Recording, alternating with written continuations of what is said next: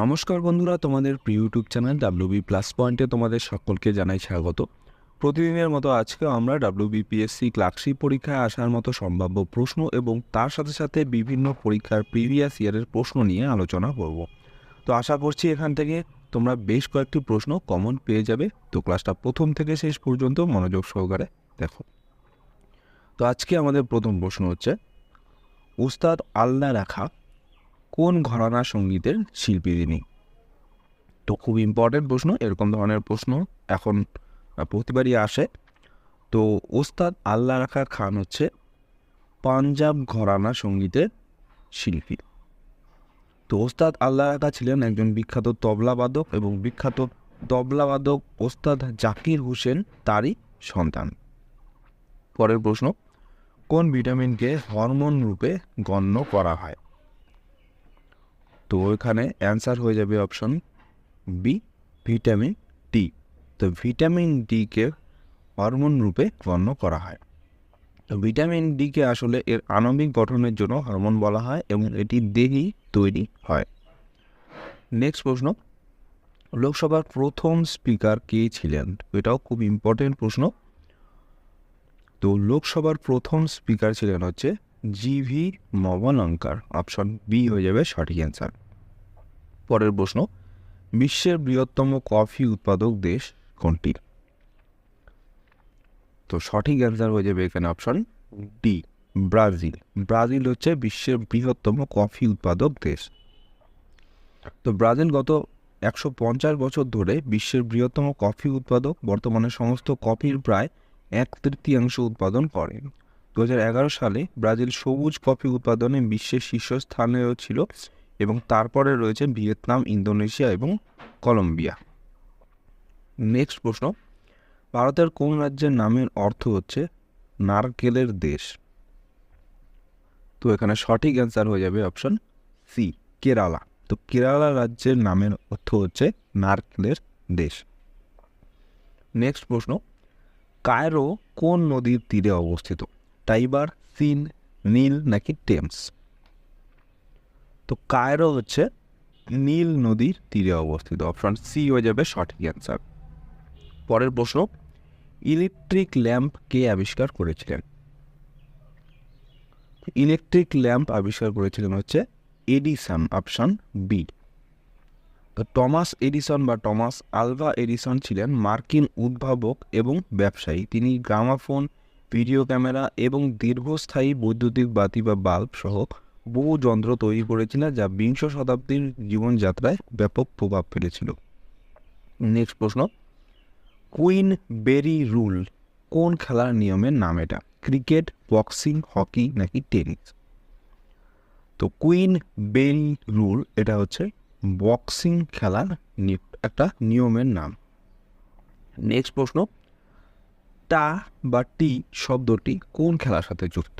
Golf, polo, bridge নাকি ক্রিকেটের সাথে? তো টি বা টা শব্দটি হচ্ছে গলফ খেলার সাথে যুক্ত। তো টি শব্দটি গলফ খেলার সাথে সম্পর্কিত। গলফে বল রাখার জন্য যে স্ট্যান্ড ব্যবহার করা হয় তার নাম হচ্ছে টি। এখানে খেলোয়াড় গলফ স্টিক দ্বারা বল মারার চেষ্টা করে। নেক্সট প্রশ্ন, রোভার্স কাপ কোন খেলার সঙ্গে যুক্ত? ফুটবল, হকি, ক্রিকেট নাকি টেনিস? তো রোভার্স কাপ হচ্ছে ফুটবল খেলার সাথে যুক্ত।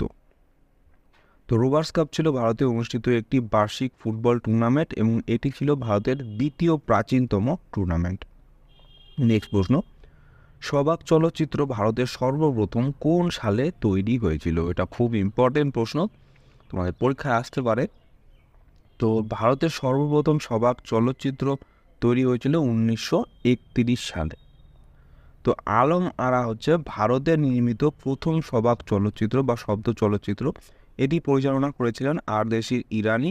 আলম আরা 1931 সালের 14 মার্চ মুক্তি পেয়েছিল। এখানে এই পয়েন্ট দুটো ভালো করে মনে রাখবে যে ভারতের প্রথম সবাক চলচ্চিত্র ছিল আলম আরা, আর এটা পরিচালনা করেছিলেন হচ্ছে আরদেশি ইরানি। এ দুটো খুব ইম্পর্টেন্ট।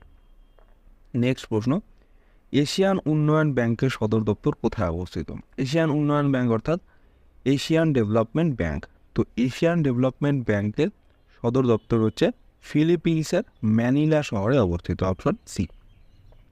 তো এশীয় উন্নয়ন ব্যাংক, এশিয়ান ডেভেলপমেন্ট ব্যাংক হলো একটি আঞ্চলিক উন্নয়ন ব্যাংক যা 19শে ডিসেম্বর 1966 সালে প্রতিষ্ঠিত হয়, যার সদর দপ্তর ম্যানিলায় অবস্থিত। নেক্সট প্রশ্ন, পরিব্রাজক কার রচনা? বিদ্যাসাগর, কেশবচন্দ্র সেন, বিবেকানন্দ নাকি দয়ানন্দ সরস্বতী?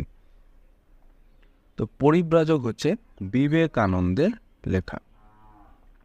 তো তিনি ভাববার কথা, বর্তমান ভারত, পরিব্রাজ্য ও প্রাচ্য এবং পাশ্চাত্য প্রবন্ধগুলি রচনা করেছিলেন। এখানে প্রাচ্য এবং পাশ্চাত্য এবং বর্তমান ভারত এই দুটো বেশি ভেরি ভেরি ইম্পর্টেন্ট, ভালো করে মনে রাখবে।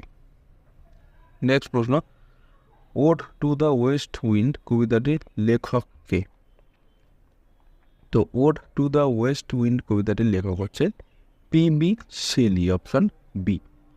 নেক্সট প্রশ্ন, ভারতের কোন রাজ্যে মধুবনী নামক লোকচিত্রকলা দেখা যায়? এটা তো পরীক্ষায় অনেকবার আসে, খুব ইম্পর্টেন্ট প্রশ্ন, মোস্ট রিপিটেড প্রশ্ন এবং এটা। তো ভারতের বিহার রাজ্যে মধুবনী নামক লোকচিত্রকলা দেখা যায়। তো মধুবনী শিল্প ভারত ও নেপালের মিথিলা অঞ্চলে চর্চা করা চিত্রকলার একটি শৈলী। ভারতের বিহারের মধুবনী জেলার নাম অনুসারে এর নামকরণ করা হয়েছে, যেখানে এটার উৎপত্তি হয়েছে। মধুবনী শিল্পের ঐতিহ্য বিবর্তনের সাথে যুক্ত দুটি সবচেয়ে উল্লেখযোগ্য শহরের নাম হচ্ছে জিতওয়ারপুর এবং রাংটি। নেক্সট প্রশ্ন, দ্য লাস্ট লিয়ার সিনেমাটির পরিচালক? ভেরি ভেরি ইম্পর্টেন্ট, পরীক্ষায় আসতে পারে। তো দ্য লাস্ট লিয়ার সিনেমাটির পরিচালক হচ্ছে Rituparno Ghosh, option D. Next প্রশ্ন, লাইফ আন্ডার তালিবান এটা কার লেখা? এটাও খুব ইম্পর্টেন্ট প্রশ্ন। তো লাইফ আন্ডার তালিবান এটা লিখেছিলেন হচ্ছে মালালা ইউসুফজাই। তোমাদের জন্য একটা হোমওয়ার্কের প্রশ্ন, তোমরা এটা কমেন্টে জানাবে তো এটার উত্তর, যে মালালা ইউসুফজাই নোবেল পুরস্কার কত সালে পেয়েছিলেন, এটা তোমরা নিচে কমেন্টে জানাবে। নেক্সট প্রশ্ন, সমুদ্রের বধূ কোন দেশকে বলা হয়? কোরিয়া, রোম, ভাটিকান নাকি গ্রেট ব্রিটেনকে? তো সমুদ্রের বধূ বলা হয় হচ্ছে গ্রেট ব্রিটেনকে, অপশন ডি হবে সঠিক অ্যান্সার। পরের প্রশ্ন, বাটাভিয়ার বর্তমান নাম জাকার্তা, গায়ানা, লেসোথি নাকি দোহা? তো বাটাভিয়ার বর্তমান নাম হয়ে যাবে জাকার্তা, অপশন এ। তো ডাচরা আনুষ্ঠানিকভাবে 9 মার্চ 1942 সালে জাপানি দখলদার বাহিনীর কাছে আত্মসমর্পণ করে এবং উপনিবেশের সরকার জাপানে স্থানান্তরিত হয়। এরপরেই হচ্ছে বাটাভিয়ার নাম পরিবর্তন করে জাকার্তা রাখা হয়। নেক্সট প্রশ্ন, অলিম্পিক বলয়ে যে হলুদ বর্ণ রয়েছে এটা কোন মহাদেশের প্রতীক? ভেরি ভেরি ইম্পর্টেন্ট প্রশ্ন, তোমাদের 4 SI পরীক্ষায় এরকম ধরনের প্রশ্ন এসেছিল, তাই তোমাদের এই সেশনে এটা ইনক্লুড করেছি, খুব ইম্পর্টেন্ট। তো অলিম্পিক বলয়ে দেখবে টোটাল 5টা রিং থাকে, এইভাবে টোটাল 5টা রিং থাকে, এই 5টা রিংয়েরই রং আলাদা রকমের হয়। আর এখানে যে অলিম্পিক বলয় যে হলুদ রঙের বলয়টি রয়েছে, এই হলুদ রঙের বলয়টি হচ্ছে, মনে রাখবেন, এটা এশিয়া মহাদেশের প্রতীক, অপশন এ হবে সঠিক অ্যান্সার।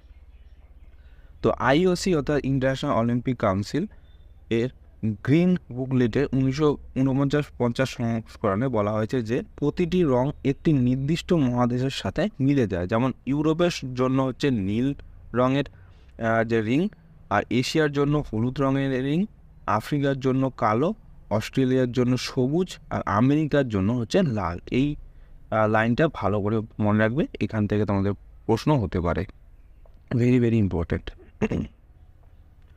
নেক্সট প্রশ্ন, ক্রোনোমিটার দ্বারা কি পরিমাপ করা হয়? তো ক্রোনোমিটার দ্বারা পরিমাপ করা হয় হচ্ছে সময়, অপশন এ। তো একটি ক্রোনোমিটার একটি যন্ত্র যা আর্দ্রতা এবং বায়ুচাপের তারতম্য সত্ত্বেও সঠিকভাবে সময় পরিমাপ করতে ব্যবহৃত হয়। নেক্সট প্রশ্ন, কৃত্রিম উপগ্রহ আর্যভট্ট কবে উৎক্ষেপিত হয়েছিল? এটাও ভেরি ভেরি ইম্পর্টেন্ট। তো আর্যভট্ট উৎক্ষেপিত হয়েছিল হচ্ছে 1975 সালে, অপশন বি হবে সঠিক অ্যান্সার।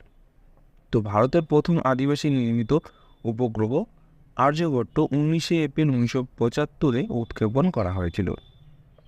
নেক্সট প্রশ্ন, বাংলা ভাষায় প্রথম গদ্য সাহিত্যের নাম কি? অ্যান্সার হয়ে যাবে এখানে অপশন সি, হুতুম প্যাঁচার নকশা। তো হুতুম প্যাঁচার নকশা কালীপ্রসন্ন সিংহ রচিত আধুনিক বাংলা সাহিত্যের গোড়াপত্তনকালীন সময়ের পর্যায়ে রচিত একটি গদ্য উপাখ্যান, যা তিনি হুতুম প্যাঁচা ছদ্মনামে লিখেছেন। এটি মূলত ব্যঙ্গ বিদ্রুপাত্মক সামাজিক নকশা জাতীয় একটি রচনা। এখান থেকে এই প্রশ্নটা আসে তোমাদের পরীক্ষায় অনেকবার, ভেরি ভেরি ইম্পর্ট্যান্ট। তো এখানে প্রশ্ন আসে যে হুতুম প্যাঁচা ছদ্মনামে কে পরিচিত? তো অ্যান্সার হয়ে যাবে কালীপ্রসন্ন সিংহ। নেক্সট প্রশ্ন, নেপোলিয়ন বোনাপার্ট কোন যুদ্ধে পরাজিত হয়েছিলেন? এটা এই প্রশ্ন, এরকম ধরনের প্রশ্ন তোমাদের কিছুদিন আগে ক্লাসে করানো হলো। তোমরা যারা ক্লাস করেছিলে তারা অবশ্যই এটার অ্যান্সার দিতে পারবে। তো এটার অ্যান্সার হয়ে যাবে এখানে অপশন ডি, ওয়াটারলু। তো নেপোলিয়ন বোনাপার্ট ওয়াটারলু যুদ্ধে পরাজিত হয়েছিলেন। তো ওয়াটারলু যুদ্ধে নেপোলিয়ন পরাজিত হন। 1815 সালে বেলজিয়ামে ওয়াটারলু যুদ্ধটি হয়েছিল। নেক্সট প্রশ্ন, সিংহ কোন দেশের জাতীয় প্রতীক? চীন, বুলগেরিয়া, ভারত নাকি যুক্তরাজ্যের? তো সঠিক অ্যান্সার হয়ে যাবে অপশন বি, বুলগেরিয়া। তো বুলগেরিয়ার জাতীয় প্রতীক হয়ে যাবে এখানে সিংহ। তোমরা কমেন্টে জানাবে যে বুলগেরিয়ার রাজধানীর নাম। নেক্সট প্রশ্ন, ফিজির রাজধানীর নাম কি? ফিজির রাজধানীর নাম হয়ে যাবে এখানে অপশন সি, সুভা। নেক্সট প্রশ্ন, কত বছর পর পর ফিনান্স কমিশন গঠিত হয়? অর্থাৎ এখানে জানতে চাওয়া হচ্ছে যে ফিনান্স কমিশন অর্থাৎ অর্থ কমিশন এর মেয়াদ কত বছর থাকে? তো অ্যান্সার হয়ে যাবে অপশন এ, 5 বছর। তো সংবিধান অনুযায়ী কমিশন প্রতি 5 বছর অন্তর নিযুক্ত হয় এবং এতে একজন চেয়ারম্যান এবং 4 জন সদস্য থাকে। সাম্প্রতিকতম অর্থ কমিশন 31শে ডিসেম্বর 2023 সালে গঠিত হয়েছিল। পরের প্রশ্ন, জালিয়ানওয়ালাবাগের হত্যাকাণ্ডের প্রতিশোধ নিতে যিনি ইংল্যান্ডে গিয়ে জেনারেল ও ডায়ারকে হত্যা করেন তার নাম কি? ভেরি ভেরি ইম্পর্ট্যান্ট, অনেকবার পরীক্ষায় আসছে এটা। তো জেনারেল ও ডায়ারকে হত্যা করেছিলেন হচ্ছে উধম সিং। অপশন এ হয়ে যাবে সঠিক অ্যান্সার। তো জেনারেল রেজিনাল্ড ডায়ার 13 এপ্রিল 1919 সালে জালিয়ানওয়ালাবাগে অর্থাৎ পাঞ্জাবে জড়ো হওয়া লোকেদের উপর গুলি চালান, যেটা হচ্ছে জালিয়ানওয়ালাবাগের হত্যাকাণ্ড নামে পরিচিত। এরপরে 13 মার্চ 1940 তারিখে উধম সিং লন্ডনের ক্যাক্সটন হলে জালিয়ানওয়ালাবাগ হত্যাকাণ্ডের নির্দেশতা জেনারেল মাইকেল ও ডায়ারকে গুলি করে হত্যা করেছিলেন। নেক্সট প্রশ্ন, মালদ্বীপের পার্লামেন্টের নাম কি? মোরা, সেম, আলথিং নাকি মজলিস?